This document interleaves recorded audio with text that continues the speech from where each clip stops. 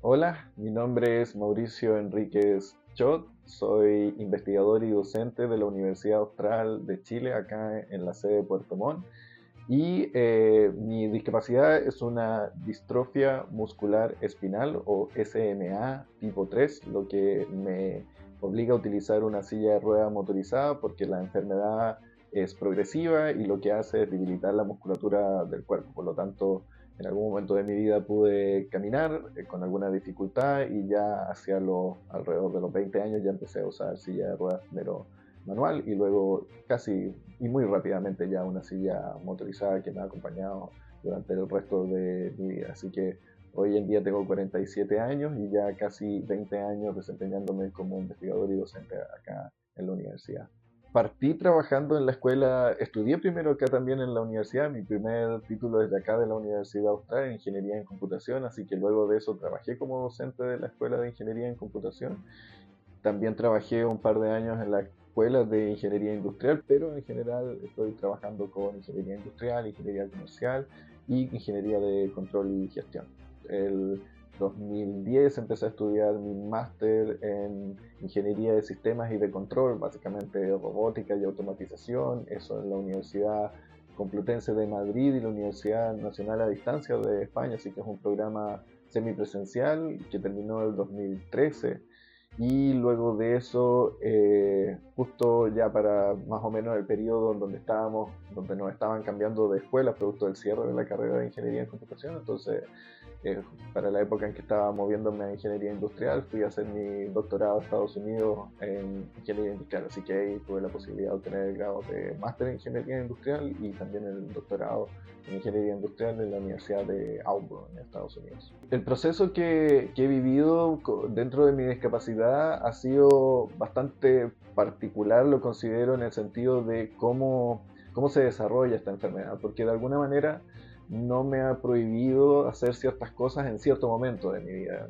A lo que me refiero es que no se ha presentado como una situación catastrófica de un momento a otro en que mi vida haya cambiado demasiado radicalmente de un momento a otro. Lo que sucede más bien es que hay una sucesión progresiva de dificultades que van apareciendo y que van aumentando en el tiempo. Esta enfermedad me ha permitido adaptarme y la progresión ha sido lo suficientemente lenta para que mi entorno también se adapte. Yo siempre fui menos deportista que tratar de utilizar la mente, educarme y ser más académico en ese sentido. Entonces tampoco me ocurrió una suerte de frustración que no haya podido ejercer algún deporte, ese tipo de cosas. Por supuesto que desde el punto de vista personal, siempre la dificultad de no poder hacer todo de la forma más fácil es un desafío constante y eso se vuelve permanente, pero se vuelve también una forma de vida. Entonces, tener la posibilidad de adaptarse a esos cambios creo que ha sido clave en realidad en el desarrollo de mi enfermedad. No por eso quiero restarle dificultad a lo que han sido todos esos cambios. Sí, de todas maneras yo me considero extremadamente afortunado porque ante una discapacidad severa como la que tengo,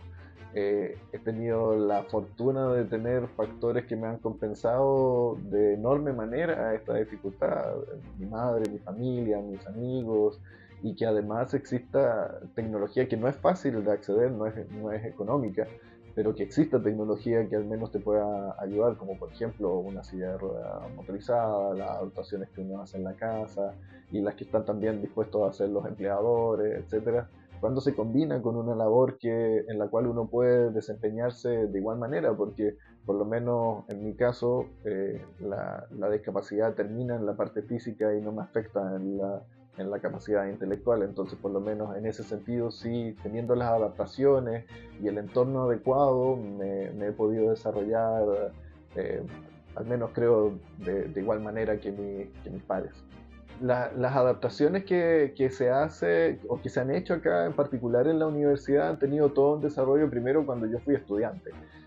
Me parece que debo haber sido, no tengo la estadística a mano, digamos, pero me parece que debo haber sido el primer estudiante en silla de ruedas acá de la sede. Recuerdo que en ese momento no había ningún tipo de rampa, ni siquiera para acceder acá al edificio, como la que vimos en la entrada principal. Esa no estaba, y ese es el segundo diseño de rampa, porque la primera que hubo, recuerdo que era bastante empinada, porque en algún momento se hacían rampas, pero todavía no se hacían siguiendo ciertas normas, ciertos estándares. Entonces, en todo ese sentido, había un progreso desde el momento, siento que desde el momento en que llegué a la institución, muchas cosas se han dado de forma natural, porque no existían esas cosas, pero en el momento en que se dieron cuenta que eran necesarias, empezaron a aparecer. En ese sentido, debo decir que nunca tuve que dar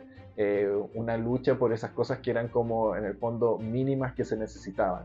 Sí, sí, luego se daban luchas en otro sentido, por ejemplo, los edificios que tenían más de un piso, cosas que generalmente involucran una inversión mucho mayor para cualquier institución, básicamente. Pero todo lo que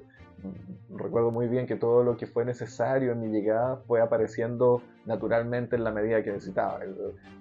Rápidamente se dieron cuenta que el estudiante en silla de ruedas necesitaba llegar a la oficina de rectoría o a la oficina de su director de escuela, así que se hizo la rampa. Empinada la primera versión, pero rampa al fin. Lo mismo pasó en varias salas donde empezaron a adaptarse que si había algún peldaño en la entrada, se hiciera una rampa, etcétera. Sí recuerdo todas esas primeras rampas deficientes para lo que consideramos hoy los estándares, pero la motivación y diría que hasta la disposición para hacerlo siempre estuvo. Nunca hubo un reclamo de que ese tipo de cosas eran costosas para la universidad o que no se podían hacer. No, la verdad es que siendo honesto siempre todo eso fue apareciendo. Lo mismo recuerdo en las primeras adaptaciones para baños. Inmediatamente se encargó a la gente de servicio tomar las medidas de las sillas de ruedas. En el fondo había una educación en el fondo que se iba teniendo de la situación por parte de la gente que te recibe y también por parte de uno, porque la verdad es que uno mismo como discapacitado, en un comienzo uno ni siquiera está muy enterado de cuáles son tus leyes y tus derechos, entonces muchas veces yo mismo me acomodaba en situaciones que hoy en día las consideraría no adecuadas, en situaciones de donde tengo un baño cercano, con las adaptaciones necesarias que yo tengo. En el fondo, cuando estaba recién empleado, digamos, o primero como estudiante y luego primero trabajando, uno también empieza como a tratar de adaptarse a la situación y tratar de ser poco problema en el fondo. Hoy en día hay una mayor conciencia, por supuesto, de los derechos y las cosas a las que uno puede, las cuales uno puede exigir, pero la verdad es que en el camino en el tránsito que yo he tenido en la universidad, esas cosas yo he visto que han aparecido naturalmente. Sí, obviamente se dio una lucha más grande con lo que significaba inversiones más importantes, como la instalación de ascensores, pero que hoy en día también acá en la sede está zanjado hace unos buenos años ya el tema de ascensores, incluso en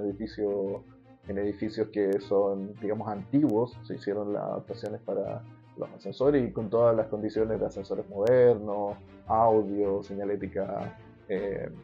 no sé si se llama braille o táctil para las personas que lo requieren. Así que en ese sentido, la verdad es que no tengo. Siempre, por supuesto, que uno puede, si uno se pasea por cualquier lado, una persona discapacitada, les aseguro que va a encontrar cosas que se pueden mejorar. Hay un mesón que podría ser más bajo, hay una puerta que podría abrirse de otra manera, pero es porque siempre se pueden mejorar las cosas, no está todo listo. Lo que creo que es importante es que exista la disposición para hacer las cosas y que vayan ocurriendo en la medida que sea posible realizarlas. Y en ese sentido creo que si la universidad, por la misma experiencia que se ha tenido con personas discapacitadas, luego han entrado otros estudiantes, por supuesto, con distintas discapacidades, así que en ese sentido la universidad ha estado siempre dispuesta, he visto que ha estado dispuesta a ir mejorando y haciendo las adaptaciones que se necesitan, por lo menos en lo que ha sido mi experiencia dentro de la institución, dentro de mi discapacidad, por supuesto, que no puedo hablar por todas las otras discapacidades o todas las otras experiencias que hay en mi currículum. Y si alguna vez se ha dado una situación puntual ligada a mi salud o algo, como cualquier otro profesor, los estudiantes han entendido que puede darse alguna situación que requiera acomodamiento de alguna clase o algo en particular. Así que por lo menos en ese sentido por lo, por lo menos por lo que yo puedo decir desde mi vereda, no siento ninguna dificultad con los estudiantes, ni en su trato, ni en la manera de ser, y eh, no, todo lo contrario. Alguna vez cuando ocurren a la sala que, qué sé yo, hay que conectar algún cable o algo por el estilo, en general son muy atentos a colaborar y se levantan inmediatamente a ver qué hace falta para, qué sé yo, proyectar.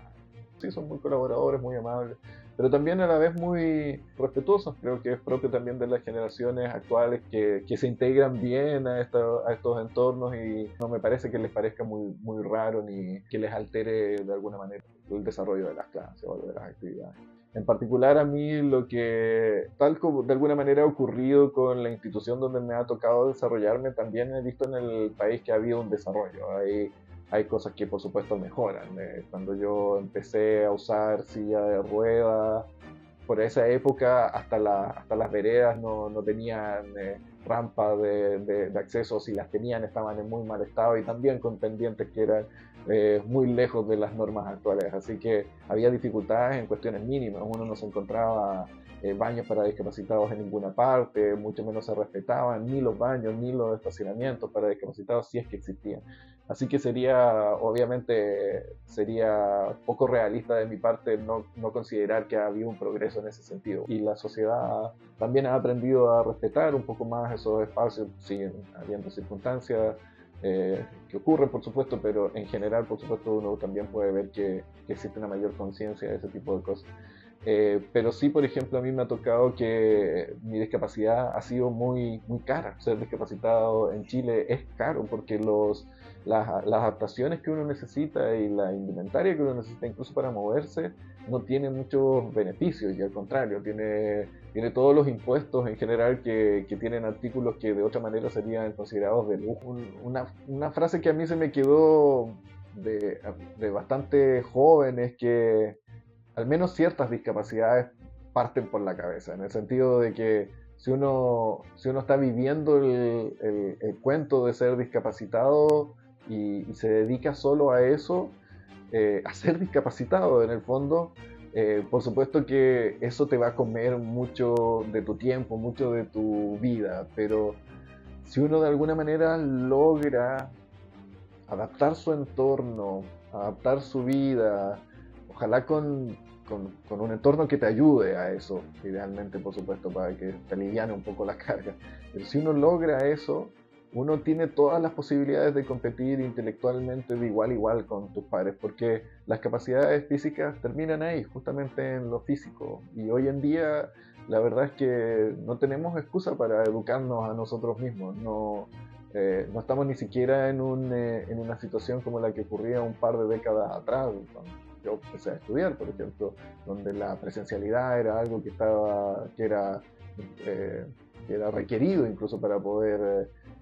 educarse. Hoy en día, con lo que nos provee la internet y las comunicaciones, por supuesto que todos nos podemos educar, y mientras desarrollemos nuestro intelecto, que es el músculo que tenemos disponible, porque a lo mejor la musculatura del cuerpo nos falla, pero si tenemos este músculo cerebral disponible, lo podemos ejercitar y ser